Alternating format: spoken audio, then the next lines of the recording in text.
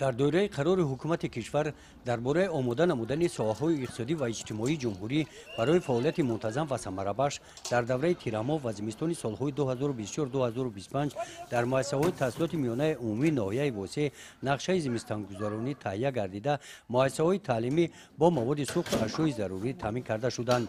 در مؤسسه تحصیلات میانه عمومی رقم 37 در دهه به نام سدلوی شریف دهات گلستان موادهای ضروری ذخیره کرده شدند. در این مؤسسه تعلیمی در دو بینای دوشونه عبارت از 27 صنفخانه 1171 نفر کودکان به تحصیل فرا گرفته شدند. یک بینای مؤسسه صنفخانه‌هایش طریق پیچ بوغی گرم‌دهی مرکزانیده شده گرم کرده شده تجهیزات‌های گرم‌دهنده در حالت خوب کاری نگاه داشته شده است. طور کارمندان قسم خوجگی اطلاع دادند موفقیت کاری آنها از صفت خوب مواد انگیزسنگ وابستگی کلان دارد. در مؤسسه تحصیلات میانه عمومی یک بوخانه آماده ساخته گردند برای زمستانگذرانی 21 تا پیچ‌های علاوی تیار هستند در صنفخانه‌ها چسبانده شدند.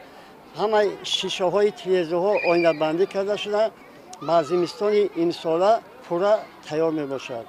سطح و صفت تعلیم خوانندگان از تامین شرایط‌های مادی و تکنیکی هر یک مؤسسه سخت وابستگی دارد. مسئولین مؤسسه تحصیلات میانه عمومی رقم 59 واقع در دهه مهرآباد بر آن باورند که تیرما و زمستان را با تیاری و آمادگی همه‌جانبه با موفقیت می‌گذرانند. در این مؤسسه تعلیمی 785 نفر کودکان دهه مهرآباد دهات گلستان به تحصیل فرا گرفته شدند.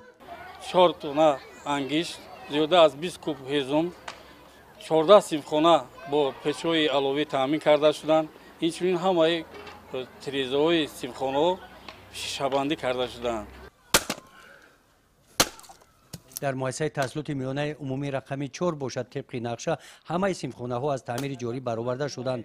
مؤسسه با مواد سوخت پیچ‌های علاوه و برقی و دیگر اشیاءهای ضروری تامین میباشند.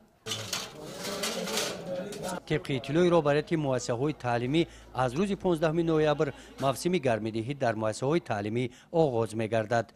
گزارش خواجه نظریف خدای نظر ظهروف از ناحیه واسه برای برنامه اطلاعاتی نوید